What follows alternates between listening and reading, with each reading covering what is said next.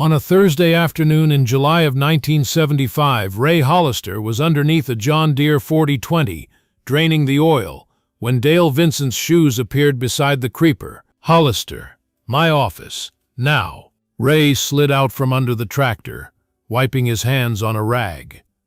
Dale was already walking away, not waiting for a response. That wasn't unusual. Dale Vincent didn't wait for anyone. He was the service manager at Henderson Farm Equipment, the biggest John Deere dealership in southeast Nebraska, and he ran the service department like a little kingdom. Ray followed him to the glass-walled office at the back of the service bay. Dale closed the door, which was unusual.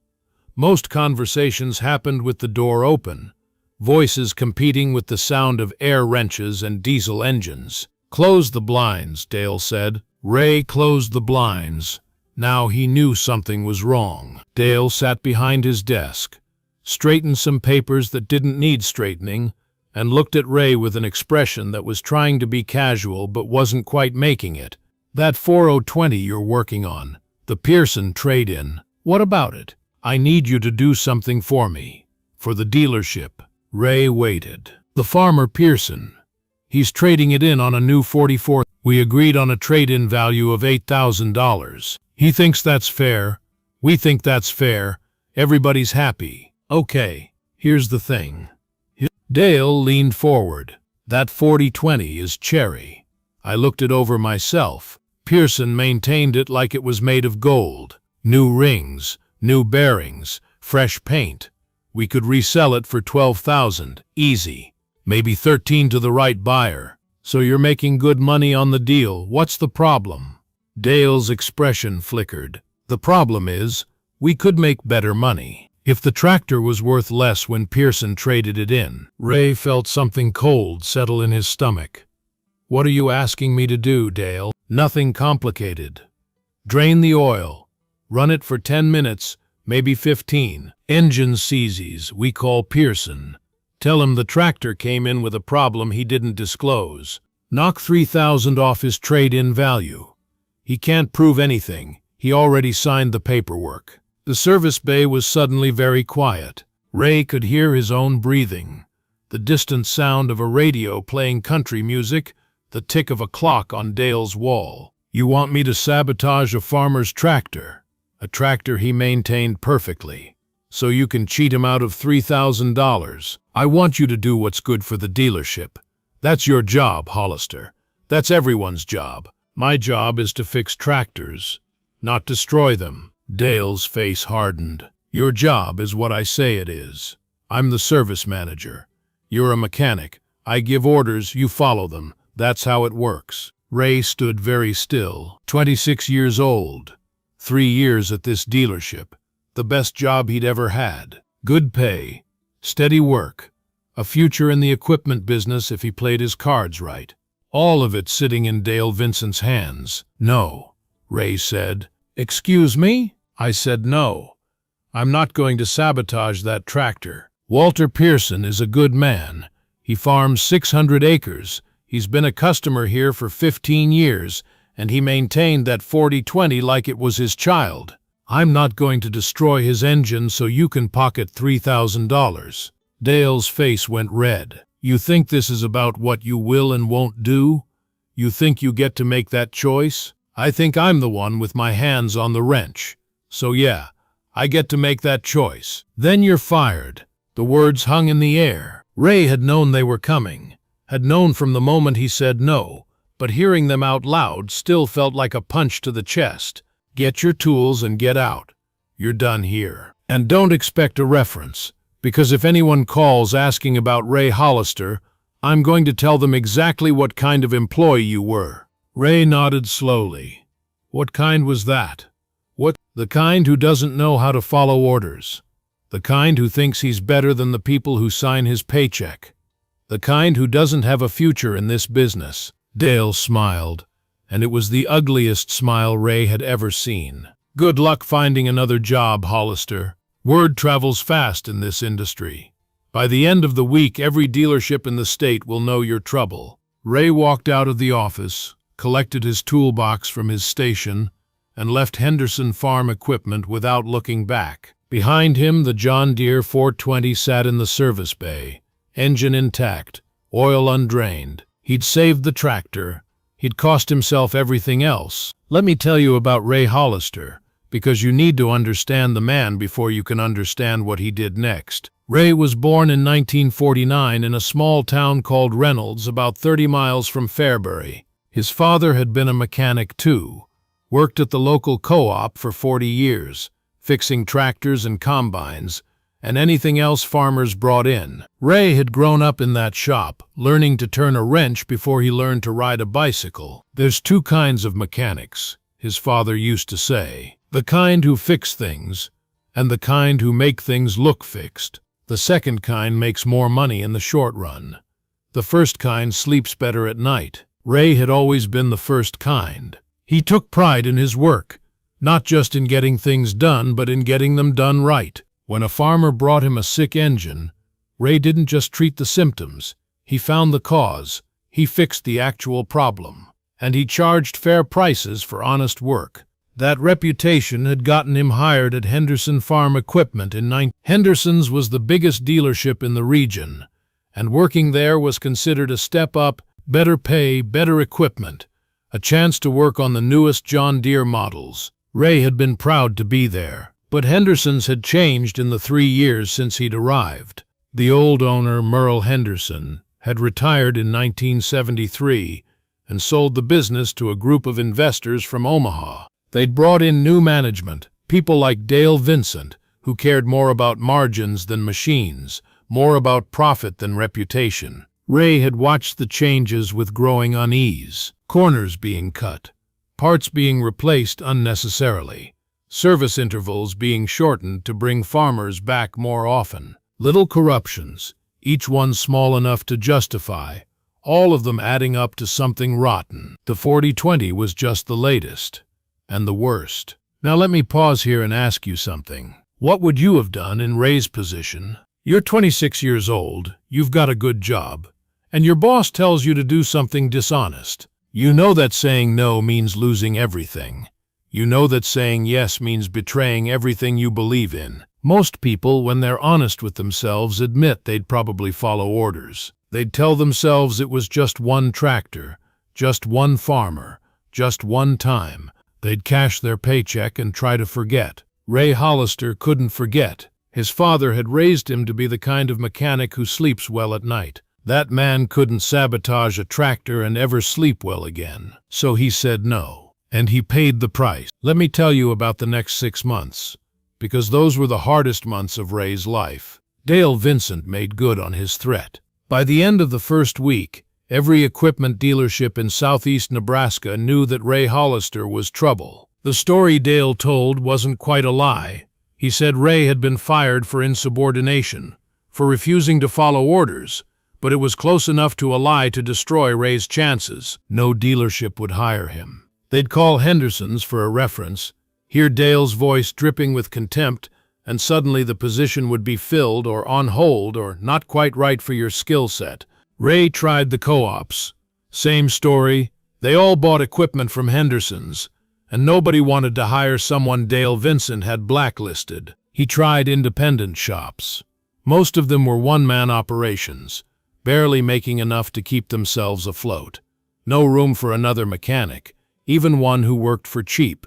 By October of 1975, Ray was doing odd jobs, fixing cars at a gas station, helping a neighbor replace a roof, anything that paid cash. His savings were running out. His apartment was getting harder to afford. And every day he wondered if he'd made the right choice. The worst part was the doubt. Maybe Dale had been right. Maybe that's just how business worked. Maybe being honest was just another word for being stupid. Then, in November, something happened that changed everything. Let me tell you about the letter, because that's where the story turns. Ray was eating dinner alone in his apartment. Canned soup, toast, the kind of meal you make when money is tight, when there was a knock at his door. He opened it to find a man in work clothes, holding an envelope. "You Ray Hollister?" "Yeah, I'm Jim Pearson, Walter Pearson's son." Ray recognized the name immediately. Walter Pearson, The farmer whose 40/20 he'd refused to sabotage. "I know who your father is. Is everything okay?" "More than okay." Jim held out the envelope. "My dad wanted me to give you this, and to tell you something." "Tell me what?" "He found out what happened at Henderson's. What they tried to make you do, and what you did instead." Jim's voice was quiet but firm. "Dad said to tell you that he's been trading with Henderson's for 15 years. That's over now. He's taking his business to the co-op in Hebron, and he's told everyone he knows what kind of operation Dale Vincent is running." Ray took the envelope, but didn't open it. "How did he find out?" "One of the other mechanics, guy named Tommy Reese. He was in the bay when you got fired. He heard everything. He told my dad." Tommy Reese. Ray barely knew him, a quiet kid, barely 20, who'd started at Henderson's a few months before the firing. Ray hadn't expected anyone to speak up for him, certainly not someone who had their own job to protect. Why would Tommy do that?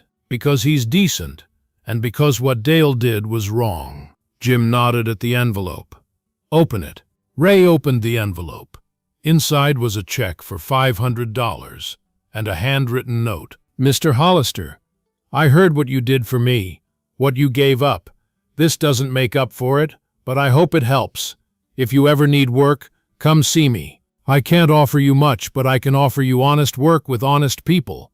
Walter Pearson, $500, more than a month's wages." From a farmer who owed him nothing except a debt of integrity. Ray looked at Jim, not trusting himself to speak. "My dad's not the only one," Jim said.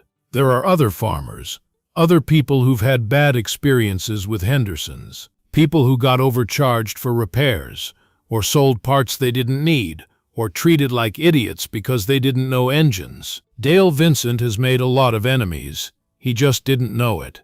"What are you saying?" "I'm saying maybe your bad luck isn't permanent. I'm saying there are people who value honesty, even when it costs something. I'm saying my dad isn't the only farmer who needs a mechanic he can trust." Ray looked at the check in his hand, then at Jim Pearson's earnest face, then out the window at the Nebraska evening sky. Something was beginning.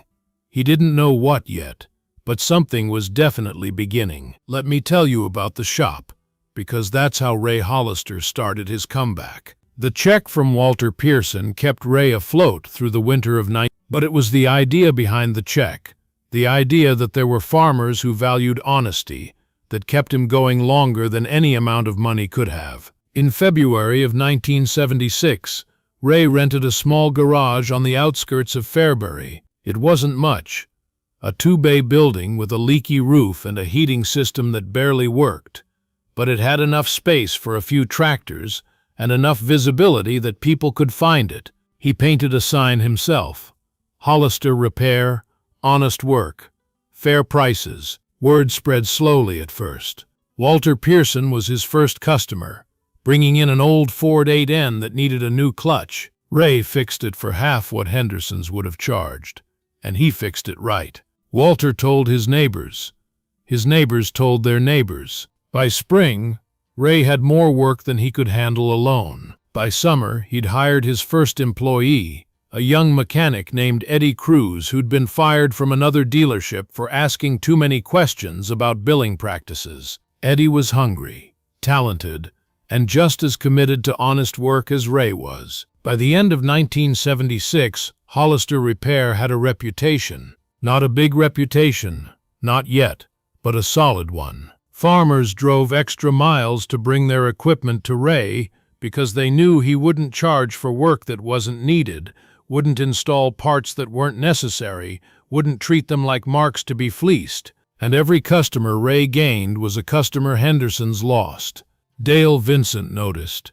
He couldn't help but notice. Henderson's service revenue had dropped 15% since Ray's firing, not entirely because of Ray's shop, but Ray's shop was part of it. The farmers who'd heard Tommy Reese's story, who'd learned what Dale had tried to do to Walter Pearson, who'd started paying attention to their own invoices and finding mistakes, those farmers were taking their business elsewhere. Dale started telling people that Ray Hollister was a fraud, a bad mechanic, a man who'd been fired for incompetence. The lies might have worked, except that they were lies, and Ray's actual work proved it. Every tractor that ran better after Ray touched it was a rebuttal to everything Dale said. Now let me tell you about the opportunity, because that's what changed everything. In 1980, the farm crisis hit Nebraska like a slow-motion earthquake. Interest rates spiked.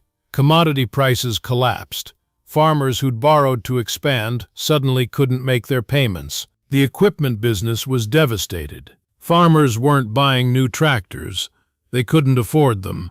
They were repairing old ones, nursing them along, hoping to survive until prices recovered. Henderson Farm Equipment felt the squeeze. New equipment sales dropped by 60%. The investors from Omaha started getting nervous. In 1981, they decided to cut their losses and sell. The dealership went on the market. The asking price was $400,000, a fraction of what it had been worth 5 years earlier, but still a fortune. Ray Hollister didn't have a fortune, but he had 5 years of savings, a growing business, and something the investors didn't know about: relationships. He went to the bank first. First National of Fairbury, where his father had banked for 40 years. The loan officer was skeptical. Ray was asking for $300,000, a huge sum for a small business owner, but Ray had brought something with him: letters, dozens of them, signed statements from farmers all over the region, promising to bring their service business to Ray if he bought the dealership, promising to consider him first when they were ready to buy equipment again, promising their loyalty to a man who had earned their trust. "These aren't contracts," the loan officer said, leafing through the stack. "These are just promises." "That's right," Ray said. "But around here, a farmer's promise means something." Every one of those men shook my hand. Every one of them looked me in the eye. "They'll do what they said." The loan officer looked at the letters again. Then he looked at Ray. "You're the one who got fired from Henderson's, aren't you? Back in '75? Ray felt his stomach tighten. Here it came. The old story. Dale's version. The insubordinate mechanic who didn't follow orders. "Yes, sir. I got fired for refusing to sabotage a trade-in tractor." The loan officer's eyebrows rose. "For refusing to what?" "The service manager wanted me to drain the oil and seize the engine.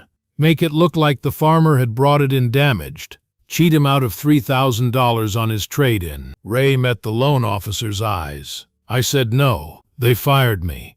I've been building my own business ever since." The loan officer was quiet for a long moment. Then he smiled. "My father-in-law is Walter Pearson.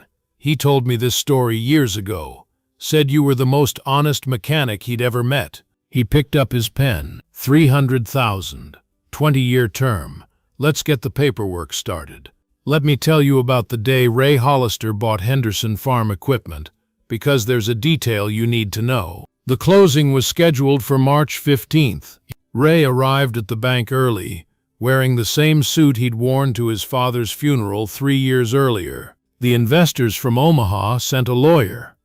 The paperwork took 2 hours. When it was done, Ray Hollister owned the building, the inventory, the brand name, everything. Henderson Farm Equipment was now Hollister Farm Equipment, and the first thing Ray did was drive to the dealership and look at the sign. The second thing he did was walk through the service bay where he'd been fired 7 years earlier. The same concrete floor, the same tool stations, the same glass-walled office where Dale Vincent had ended his career. Dale wasn't there anymore. He'd been let go when the investors started cutting costs in 1980, replaced by a younger, cheaper manager who'd lasted about 6 months before quitting. The service department had been running on autopilot ever since, losing customers and money and reputation. Ray stood in the office, his office now, and thought about everything that had happened since that Thursday in July of the firing, the blacklisting, the months of odd jobs and canned soup, Walter Pearson's check, the little garage with the leaky roof, Eddie Cruz, the reputation built one honest repair at a time, the letters that convinced a skeptical banker, all of it leading here. To this room, to this moment. Ray sat down in the chair behind the desk. His desk now, his dealership, his second chance. He had a lot of work to do. Now let me pause here and ask you something. If you were Ray Hollister, what would you do about Dale Vincent? Because here's the thing, Dale was still around. He hadn't left Fairbury after losing his job at Henderson's. He'd bounced around a few months at an auto parts store, a few months at a trucking company, a few months of unemployment.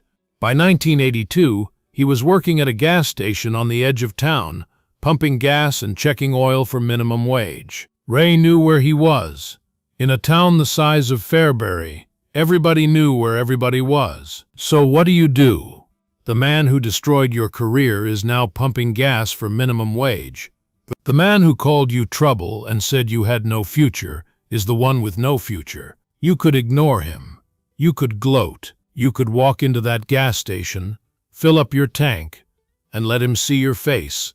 Let him see who won. What would you do? Let me tell you what Ray did. Let me tell you about the conversation at the gas station, because it happened on a Tuesday afternoon in April of 19... Ray pulled his pickup truck into the Sinclair station on Highway 36 and waited by the pump. A moment later, Dale Vincent walked out of the service bay, wiping his hands on a rag. He looked older than Ray remembered. Thinner. His hair had gone gray at the temples, and there were lines around his eyes that hadn't been there 7 years ago. The confident swagger was gone, replaced by the shuffle of a man who'd had the confidence beaten out of him. Dale looked at the truck, then at the driver. His face went pale. Hollister. Dale. They stared at each other. The gas pump clicked in the silence. "I heard you bought Henderson's," Dale said finally. "Guess you did all right for yourself." "Guess I did." "Guess you're here to gloat. Tell me how you won and I lost. Rub my face in it." Ray was quiet for a moment. He'd thought about this conversation for years, imagined it 100 different ways. In some versions, he was angry. In others, he was cold and triumphant. In a few, he was magnanimous, the bigger man, showing mercy. What he felt now, looking at Dale Vincent's defeated face, was none of those things. What he felt was tired. "I'm not here to gloat," Ray said. "I'm here to offer you a job." Dale's face went through several expressions in rapid succession: confusion, suspicion, anger, and finally something that might have been hope, quickly suppressed. "A job? Doing what?" "I'm rebuilding the service department. Need experienced mechanics. You were a good mechanic once before you went into management." "You'd hire me? After what I did?" "What you did got me fired from a job. It didn't stop me from building a career." Ray met Dale's eyes. "I'm not offering you your old job. I'm not making you a manager. I'm offering you a position in the service bay, working under Eddie Cruz, turning wrenches like you did 20 years ago. Same pay as any other mechanic. No special treatment." Dale was silent. Ray could see him thinking, see him weighing his pride against his circumstances, his past against his present. "Why?" Dale finally asked. "After everything I did? Why would you help me?" "Because you were right about one thing. Word travels fast in this industry. Everyone knows what you did, what you tried to make me do, and what happened afterward. You've been blacklisted the same way you blacklisted me. The difference is, what they're saying about you is true." Dale flinched. "But here's the other thing," Ray continued. "I've spent 7 years building a business on second chances. Every mechanic I've hired is someone the other shops threw away. Eddie Cruz, fired for asking too many questions. Marcus Webb, fired for telling a customer he was being overcharged. Tommy Reese. Yeah, I hired Tommy, the kid who told Walter Pearson what happened, fired for disloyalty." Ray smiled slightly. "Turns out the people nobody else wants are sometimes the best people to have. And you think I'm one of those people? I think you made a bad choice 7 years ago. Maybe more than one bad choice. I think you were working for bad people who wanted you to do bad things, and you went along with it because that was easier than standing up. I think you've been paying for those choices ever since." Dale said nothing. "I also think you know more about John Deere equipment than almost anyone in this county." I think you could be a good mechanic again if you decided to be. And I think everybody deserves a chance to make things right. Ray reached into his pocket and pulled out a business card. The new design with the new name, Hollister Farm Equipment. Monday morning, 7 a.m. Show up sober and ready to work. We'll see how it goes. He held out the card. Dale looked at it for a long moment.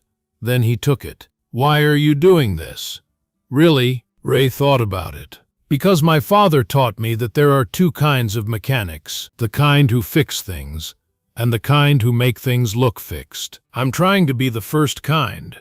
That means fixing things, even things that are harder to fix than engines. He paid for his gas, got back in his truck, and drove away. In the rearview mirror, he could see Dale standing by the pump, staring at the business card in his hand. Let me tell you about the next 6 years, because that's how long Dale Vincent worked at Hollister Farm Equipment.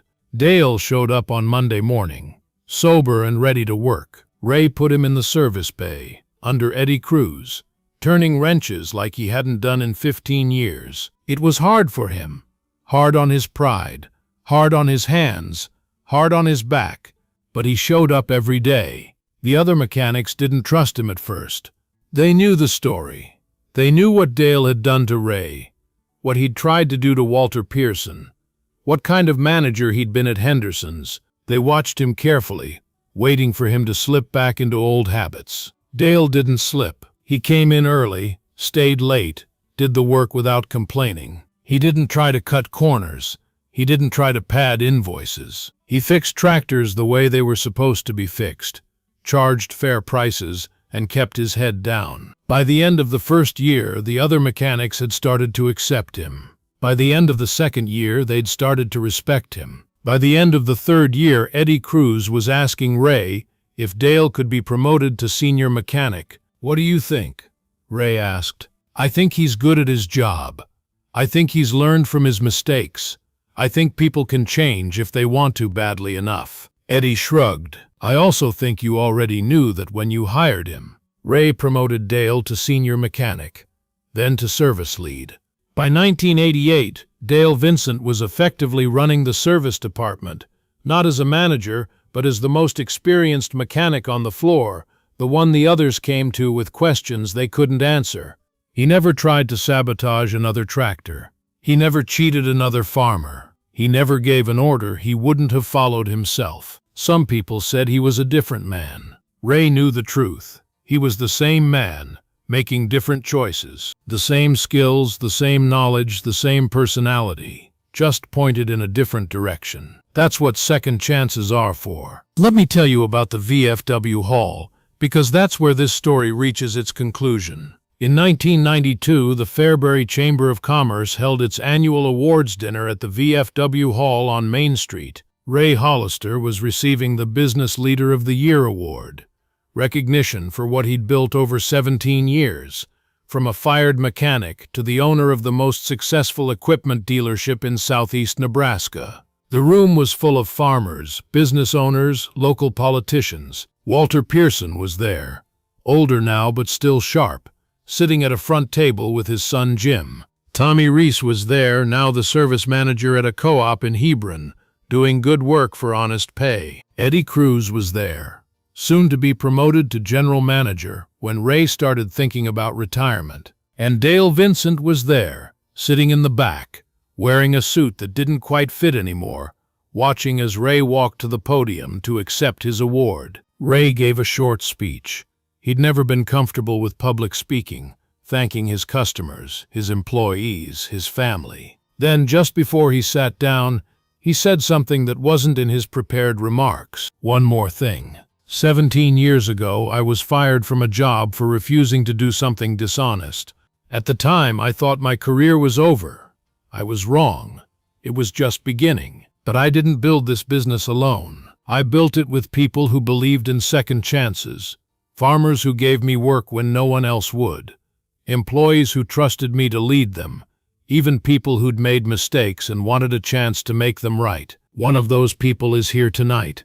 He was my boss once, a long time ago. He made choices I disagreed with, and I paid the price for standing up against those choices. But later, When his life fell apart, I offered him a job. Not because I'd forgotten what he did, because I believed people could change. Dale Vincent has worked for me for 10 years now. He's become one of the best mechanics I've ever known. Not because he changed who he was, but because he changed what he chose to do with who he was. That's what this award really represents. Not my success, our success. The success of everyone who decided that doing the right thing matters, even when it's hard, especially when it's hard. Ray looked at the back of the room where Dale was sitting with tears running down his face. Thank you, Dale, for proving me right. The room was silent for a moment. Then Walter Pearson stood up and started clapping. Jim Pearson joined him. Then Eddie Cruz. Then Tommy Reese. Then the whole room. Everyone on their feet, applauding not just Ray Hollister, but something bigger. The idea that integrity matters, that second chances work, that people can change if they're willing to do the hard work of changing. Dale Vincent sat in the back of the VFW hall, tears streaming down his face, clapping harder than anyone. Let me tell you one final thing, because it's the thing that matters most. Ray Hollister sold the dealership in 2005 when he was 66 years old. He sold it to Eddie Cruz, who'd been running it for years anyway. The price was fair, the terms were generous, and the name stayed the same, Hollister Farm Equipment.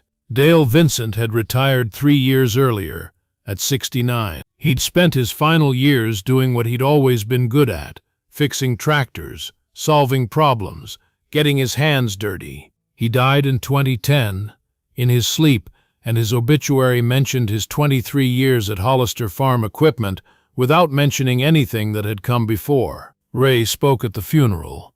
He didn't say much. Ray had never been one for long speeches, but what he said was this: Dale Vincent made mistakes. So have I. So has everyone in this room. The difference isn't whether you make mistakes, it's what you do after. Dale spent the last 23 years of his life doing good work for fair pay, helping farmers keep their equipment running, earning back a reputation he'd thrown away. That's not nothing. That's everything. Ray Hollister is still alive as of this recording. He's 93 years old, living in the same house he bought in 1983, surrounded by photographs of family and friends and the business he built from nothing. On his wall, there's a framed check for $500, the check Walter Pearson gave him in November of 19. It's never been cashed. It never will be.